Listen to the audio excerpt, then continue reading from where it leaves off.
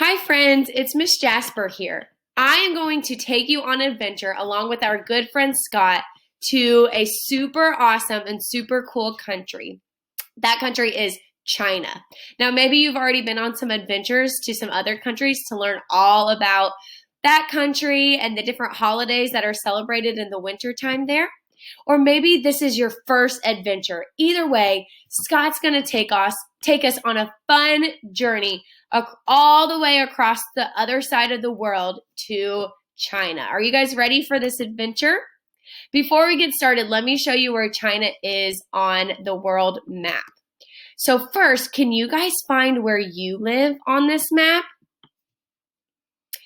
Yeah, first of all, we live over here on the continent of North America, but within that continent, we live in the country, the United States. And then within the United States, we live in the state of Kentucky. It's somewhere over here. So look to see where China is. It's all the way on the other side of the world, so far away. And look how big it is. It is also a pretty large country. So welcome to China. It's a beautiful country with some really cool landmarks and some cool features. This is the Great Wall of China because look at it. It's just a huge, giant wall. It's a very popular and well-known landmark in China. So what does the Chinese flag look like? I want you all to look at it and pay attention to what is similar to the American flag and what's different. So what's similar? Yeah, they both have red in them. They both have stars in them. But what's different? Yeah, the American flag does not have yellow, and the Chinese flag has yellow stars in it. And do you notice how the number of stars are different? There's only 5 stars on the Chinese flag, 4 small and 1 big. How do you say hello in Chinese? Are you ready to learn a little bit of a new language? This one's fun. So if you want to say hi to someone in Chinese, you would say ni hao. So the first part is kind of like you're saying this body part on your leg, your knee. So you'd say ni. And then like you're asking the question how. So if you put it together, ni hao, that's hello in Chinese. And the language that they actually speak in China is called Mandarin. So like we wouldn't say we speak American, we would say we speak English.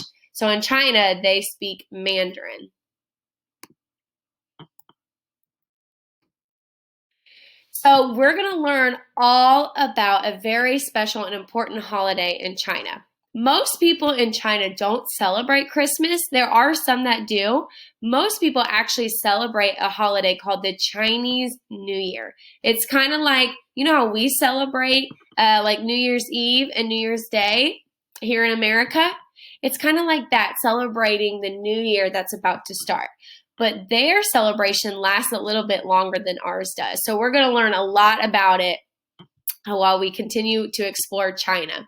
So it's a very important holiday to many Chinese people. It's a time to gather with relatives from near and far. This is something that's really fun about the holiday. People light fireworks to help drive away evil spirits. So they believe that the fireworks are kind of like good luck for them. Can you guys think of a holiday that we celebrate in America where we also celebrate with fireworks? Yeah, I'm thinking about the 4th of July. So as you would see lots of fireworks on the 4th of July, they would see lots of fireworks during the Chinese New Year celebration. Maybe if you're lucky, when we celebrate New Year's here in America, you might see some fireworks, but not as many as you would in China. Here are some of the traditions that people in China celebrate every year. One is that they have a lot of things that are red because red is the color of good luck. And something that's really fun is that parents give their children red envelopes filled with money on Chinese New Year.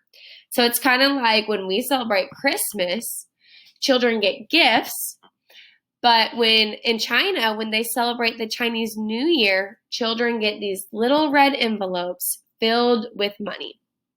People also decorate their homes with a bunch of different red items. And many people clean their homes on Chinese New Year to remove the old and make room for the new. So it's kind of like getting that fresh start and getting ready for that new year. Some more really interesting facts about the Chinese New Year is that it is also called the Lunar New Year. And here's why.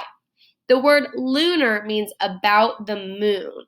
So the Chinese New Year starts on a night when the moon can't be seen in the sky and ends on a night when the moon is full. So it lasts for 15 days, and on the 15th day is the Chinese Lantern Festival. Isn't that interesting? This celebration doesn't just last for the night like when we celebrate our New Year's or our Christmas. It lasts for 15 days.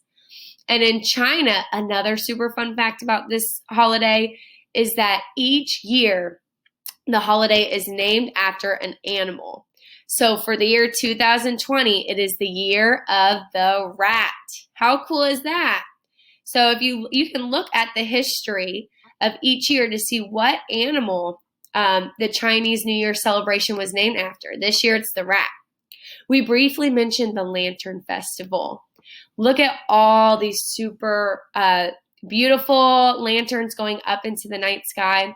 On the last night of the festival, so on the 15th night, remember they celebrate this holiday for 15 days, everyone carries paper lanterns through the street to light the way of the new year. And some people also let these lanterns like this go up into the sky and let them float up in the air like this.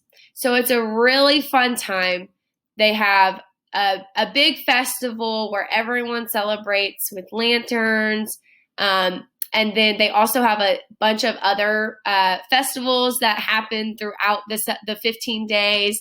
They have dragon dances, which you can explore more about that, where I have my slide located, and I'll show you how to get to that at the very end. And this is some of the pictures that Scott took on his journey in China. This is some cool things that he found.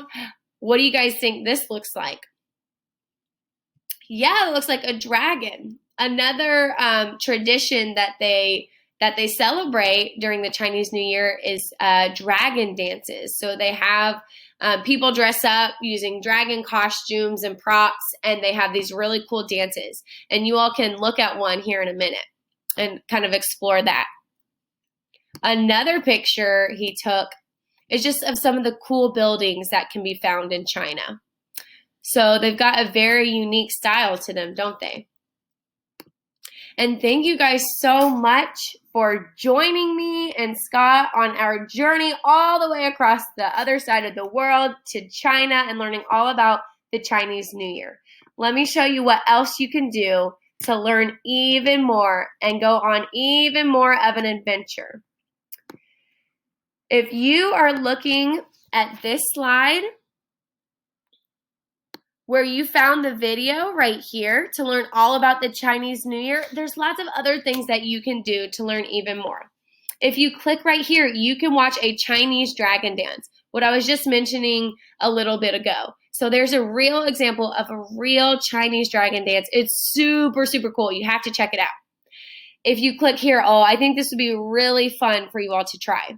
If you click here, I have linked a page of the Chinese alphabet, and that what's super cool about it is that it's actually represented with different symbols, and it's not represented with letters like we have in America. It's represented with symbols, kind of like these symbols here. So I have the alphabet linked here. If you click here, you can try and write your name using the alphabet. And then if you click over here, I've linked directions for how to create your own paper lantern. Remember when we talked about the Lantern Festival and how people carry around paper lanterns? Well, you are going to make your own paper lantern. So if you click here, you can find out exactly how to do that. All right, guys, I hope you have a great time exploring and learning more. Thanks again for joining me on this super fun adventure.